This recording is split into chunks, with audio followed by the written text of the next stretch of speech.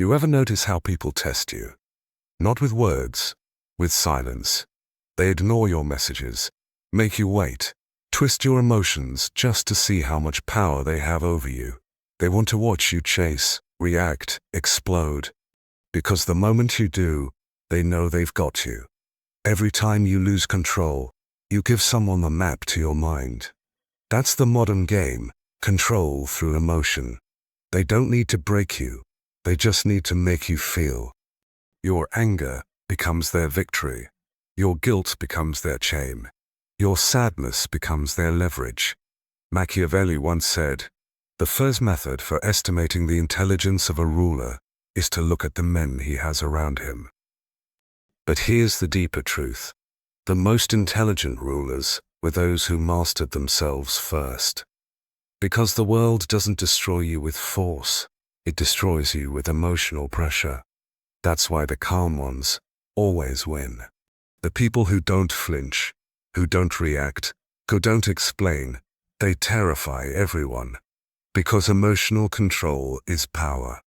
It's silence that makes people nervous, calmness that creates confusion, restraint that builds dominance. To be emotionally dangerous means no one can predict your next move. You can feel pain and still smile. You can be insulted and still remain quiet. You can be doubted and still walk forward with absolute certainty. That's when you become untouchable. You don't need to shout. You don't need to prove anything. You don't need to fight. Your silence does it for you. You become the storm people sense but never see coming. Most people want to be loved, understood, accepted. But when you want nothing, when you stop reacting, you gain something far more powerful: control. Because the moment no one can control your emotions, no one can control your life. That's what makes you emotionally dangerous, calm, unreadable, unpredictable. And once you reach that level, you'll never be a puppet in someone else's game again. Drop this affirmation in the comments right now. I am emotionally untouchable. Rule 1. The hidden trap of emotional manipulation. Most people don't realize when they're being controlled, because manipulation never announces itself. It looks like care, concern, love, loyalty, but hidden beneath it is pure strategy. Emotional manipulation doesn't start with conflict. It starts with attention. Someone studies you, how you react, what makes you soft, what makes you angry. They collect your emotional data like weapons in an arsenal. Then one day, they use it. They make you feel guilty for pulling away. They make you question yourself when you're right. They make you doubt your own instincts. That's not connection. That's terrible. The truth is not beyond you. The manipulator doesn't demand power. They make you hand it to them willingly. And the way they do it is by controlling how you feel. Guilt is their favorite weapon. They'll say, "I thought you were different," or "You've really changed." Those phrases aren't observations. They're traps designed to make you second-guess your strength, to pull you back to your submissive self. Emotional manipulators fear your calm more than your anger, because anger is predictable. Calm is not. When you're calm, you can't be controlled. Carl Jung once said, "Until you make the unconscious conscious, it will direct your life, and you will call it fate." Manipulators keep you unconscious. They keep you reacting instead of reflecting. Machiavelli understood this. Men are driven by two things: fear and self-interest. Manipulators mix both. They make you afraid of losing them while making you interested in winning their approval. That's how they control both your heart and your behavior. When you start feeling heavy after talking to someone, drained instead of understood, that's not coincidence. That's control. They're feeding off your emotional reactions like energy vampires. And when you stop reacting, they start panicking. That's when they'll accuse you of being cold, heartless, changed. But that's just noise. the desperate cry of someone losing access to your emotions. The truth is, emotional manipulators hate silence because silence forces them to face themselves. Your silence is a mirror, and they can't stand what it shows them.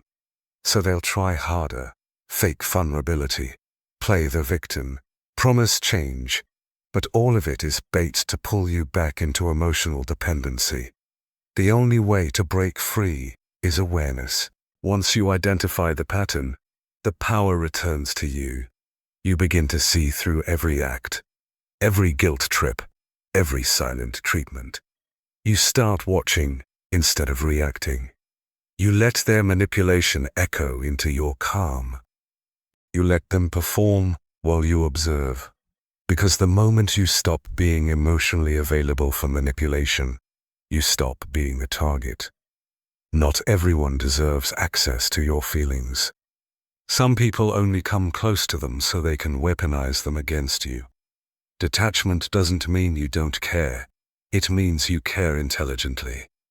Drop this in the comments. I see through manipulation. All too. Emotion is weakness.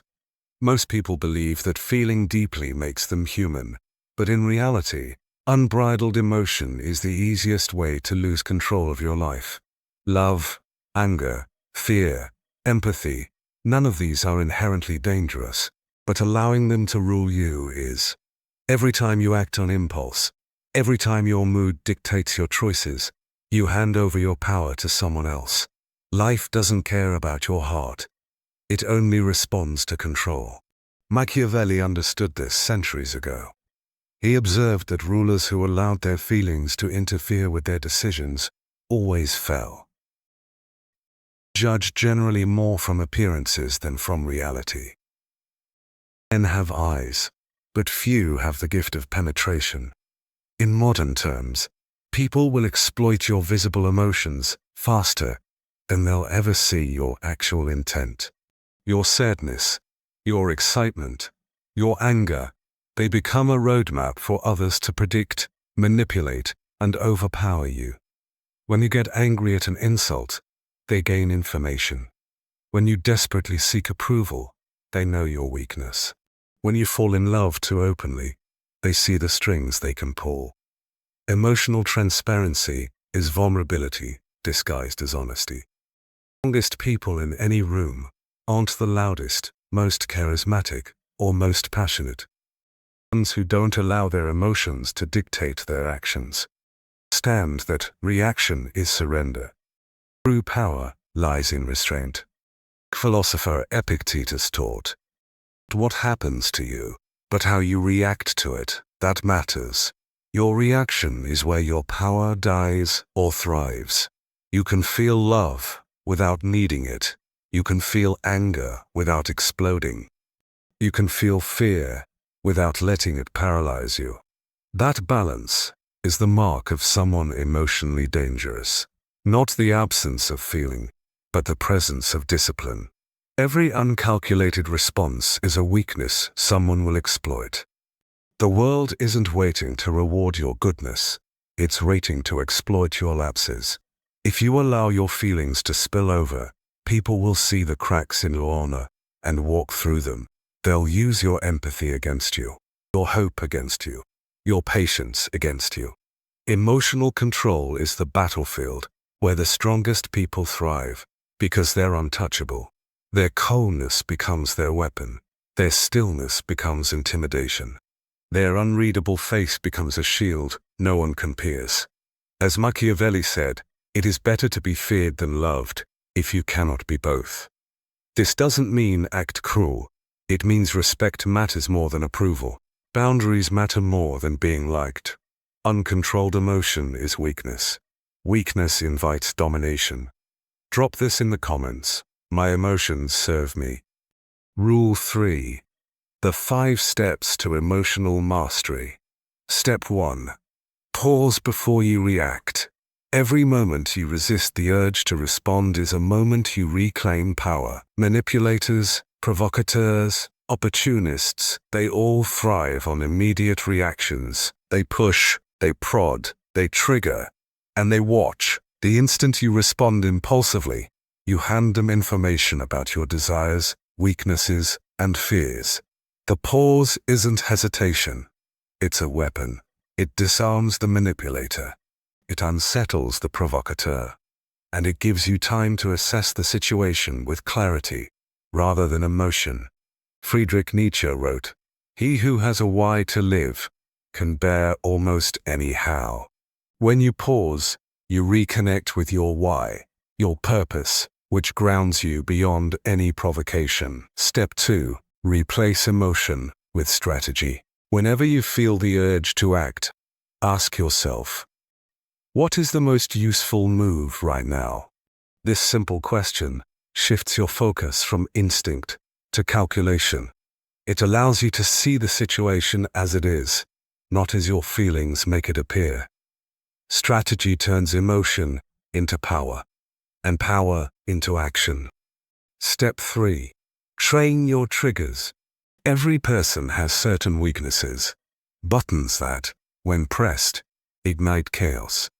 Identify yours. Observe them without judgment, without shame, without reaction. Once you understand what destabilizes you, you can neutralize it. You learn not to react, not because you're indifferent, but because you're prepared. Preparation creates invulnerability. Step 4. Control your face, your body, your tone. Emotions often leak through subtle signs. A twitch, a glance, a breath. Eyes give away curiosity. Mouth gives away content. Posture gives away tension. Mastering these channels is mastery over perception. If others can't read your emotions, they can't predict your decisions, and they can't manipulate your behavior. As psychologist Paul Ekman discovered in his research on micro-expressions, the face is a rich source of information about emotion, but it can also be controlled and masked. Silence, stillness, and measured expressions communicate power more effectively than any words. Step 5. Say less than necessary. Words are ammunition. Every statement you make can be twisted, used, or weaponized against you. The less you reveal, the less they can exploit. Speak with precision. Speak with purpose. Speak with restraint. Robert Greene teaches in the 48 Laws of Power, when you are trying to impress people with words, the more you say, the more common you appear, and the less in control. Silence isn't emptiness, it's gravity that pulls attention. The calm that unnerves chaos. The space in which you remain untouchable. Emotional control is an ongoing practice, not a single achievement. Every day, someone will try to provoke you, guilt you, or manipulate you. Discipline is not a one-time act. It's a continuous battle with your own instincts. Detachment isn't indifference. It's the art of observing without surrender. Restraint isn't weakness. It's the demonstration of your command over yourself and your environment. When you master these 5 steps, you become untouchable. Your calmness forces others to hesitate. Your awareness makes them second guess. Your silence strips them of leverage. Every interaction becomes a test you're prepared to pass. Drop this in the comments. I act with calm power. Rule 4. Build your emotional fortress. Most people leave the gates wide open, letting every insult, every opinion, every emotional provocation slip in and wreak havoc. They allow others to occupy their thoughts, dictate their moods, and undermine their confidence. But you're not most people. Building an emotional fortress means creating boundaries so strong that no one can penetrate them without permission. It's the ultimate expression of control. The 5 layers of your fortress. Layer 1. Awareness. You must recognize what belongs inside your mind and what must remain outside. Not every comment deserves weight. Not every gesture demands attention. Not every action should affect your internal state.